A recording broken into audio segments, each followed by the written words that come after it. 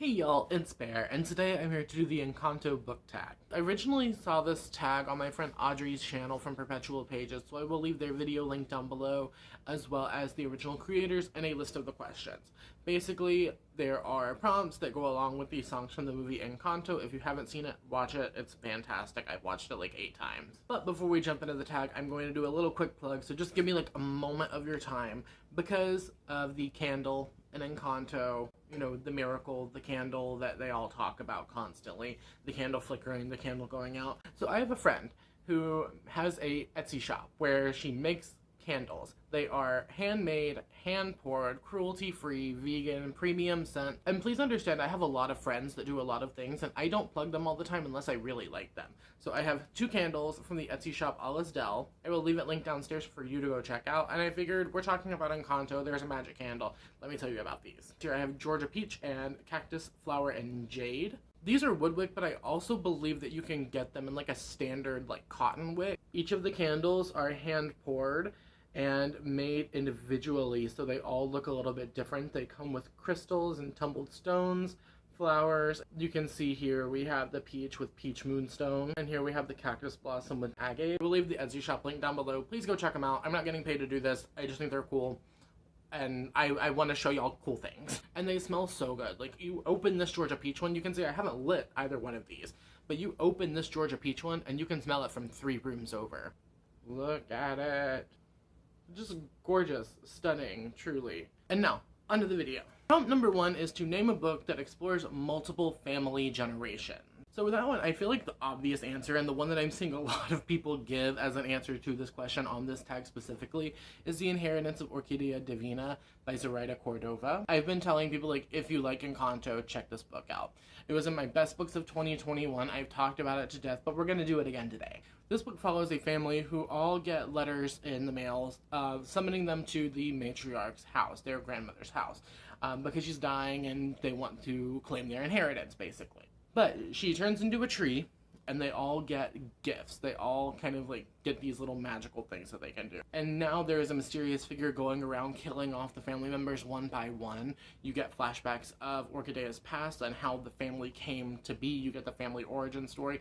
It's beautiful. Like, this is my go-to recommendation for someone asking for an Encanto book. Sorry, I tried to be original, but I couldn't physically let myself pick anything else. Number 2, what is a book that you enjoyed that took longer than expected to finish? I'm gonna go with Gideon the Ninth by Tamsin Muir. This one, I read it the year it came out. I read like the first, I want to say like 4th of it, maybe? And I was enjoying it, but it wasn't like what I was wanting at the time, so I put it down.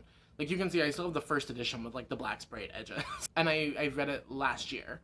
It took me a couple of years to read this book, but when I did, I devoured this. Like, I read it so fast. And this has been kind of described as like the Hunger Games in space with necromancers, and I think that's a pretty good description. I think it's a little misleading. But basically, there are these 9 planets. One of them has a necromancer and then like a swords person to like a bodyguard for the necromancer. They're all called to this planet, and people start dying, and there's different kinds of necromancy, and there's drama, and it's funny, it's very campy, and I loved it. But it did take me a while to read. I thought it was going to be very serious. I'd heard that, like, it was funny, but I was thinking, oh, necromancers in space, that's serious. But there's a blurb on the back from Robin Sloan. I don't know who you are, but I'm sure you're great. This says, goofy and gleaming, a profane Daria in space. And that's the perfect description for this book. Next, name a character that has to do it all. And the only one that I could think of was Eva from Eva Evergreen Semi-Magical Witch by Julie Abe. Basically, Eva needs to become a novice witch before her 10th birthday. And in order to do that, she has to go to a town and become like the town witch and help everything that the town needs. And if she doesn't succeed by her 10th birthday, she loses her magic forever. But Eva only has a pinch of magic. She doesn't have like full access to her abilities. So instead she creates a magical repair shop to fix things in the town. And there's this huge storm coming that's supposed to be like the worst in the world. So Eva has to use what little magic she has, as well as the friends that she makes along the way, to save the town. Just the stress that they put this 9-year-old girl under had me stressing out so much. And it was just so good. I feel like this is also another good recommendation if you're a fan of Encanto. Next, talk about a book that you haven't talked about. I went through every book on this shelf. I went through every book on my TBR shelf. There's not a book I haven't discussed on my channel, on Instagram, on Twitter, on anywhere. Like, I've talked about all of them that I have. So I'm just gonna go with like a recent arc that I got in the mail, and that is Summer's Edge by Dana Meal. This is the author of People Like Us, and this has been described as like Haunting of Hill House meets I Know What You Did Last Summer. It follows a group of friends who return to this lake house where their friend died. There's betrayals resurfacing, someone wants revenge, and they have one night to figure out what's going on. I'm very excited to read this. Thank you to the author for sending me a copy. And this one comes out May 31st of 2022 if you're interested in picking up a copy. Next, name a book that you thought was going to be light and fluffy but hit emotionally.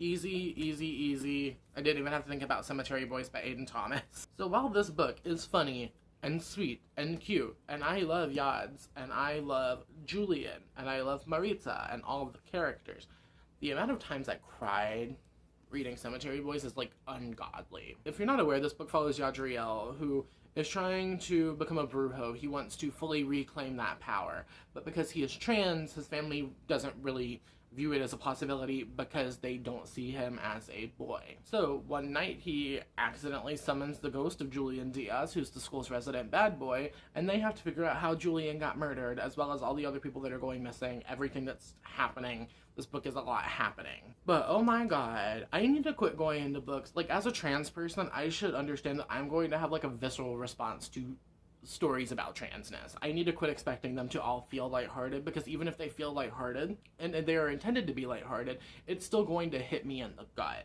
Great, I need to reread it. Might reread it this year. I've said that about a lot of things. I'm gonna reread Cemetery Boys this year. Whatever, I'm doing it. Next, who are some characters that make you believe in soulmates? I once again have one answer only for this, and that is Nova and Tam from Mooncakes, which is a graphic novel by Wendy Zhu and Suzanne Walker. Nova is a witch, Tam is the werewolf. It's childhood best friends to lovers, which is my favorite soulmate-y trope. Like, I see childhood friends to lovers being like the one true like soulmate trope. This follows two childhood friends who are working to save their town. This is another very common thing I'm noticing in these books that I'm picking. Two childhood friends who are going to save their town from this like mysterious presence in the forest. Culty, it's witchy, it's gorgeous. I'm gonna do like a quick little flippy through of the earlier pages so you can check out some of the art.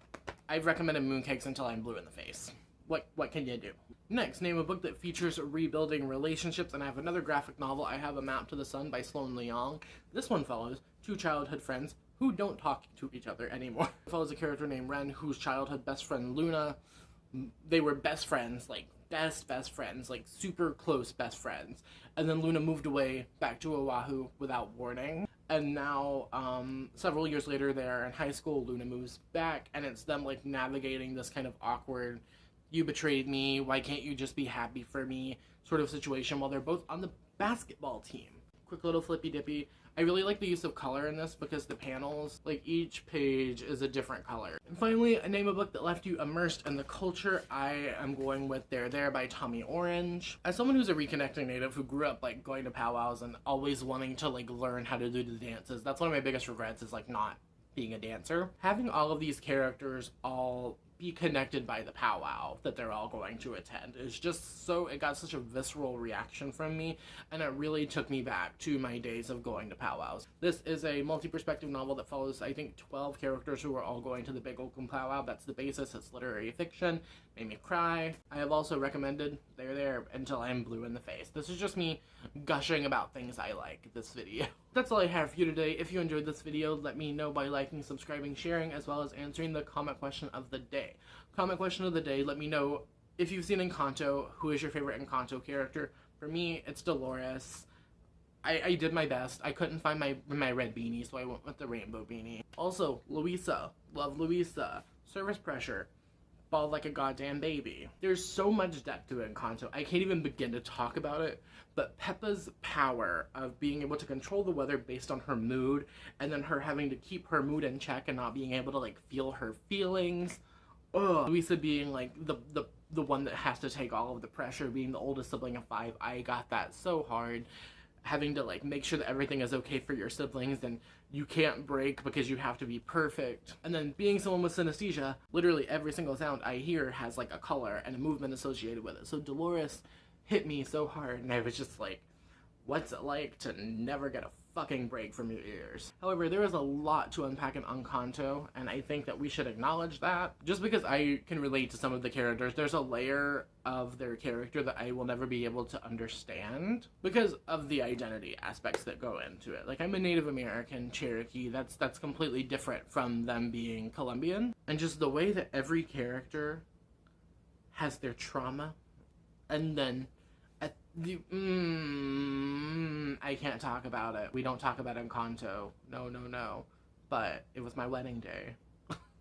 If you've never seen this movie, then you're probably like, what the fuck is Bear going on about today? If you don't have time, you don't have the spoons, you don't have an answer, or you don't want to answer, you can let me know you made it all the way until the end of the video by leaving me an emoji, preferably a yellow heart or a smiley face emoticon. All my social media links as well as everything I've mentioned today will be linked downstairs, so make sure you go check that out. Go check out Audrey's channel, the original creator, my friend's candle shop, and there are also places down there to support me further if you so choose, like my Patreon, my PayPal, and my Amazon wishlist. Great, I hope you have a wonderful whatever it is, wherever you are. I will see you next time with another video. Thank you for watching. Okay, cool, bye! And now we pose for the thumbnail. Can I, like, do it, Dolores? Should I do the candle? The miracle is you. We don't talk about Bruno, no. But it was my wedding, it was our wedding. We were getting ready and there wasn't a god in the...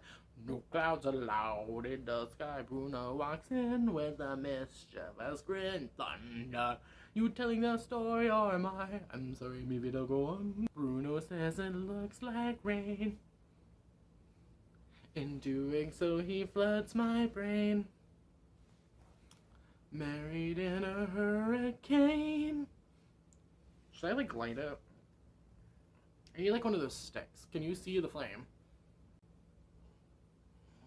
Okay, well, that ruined thumbnail shots. Okay. I hope I got a good one.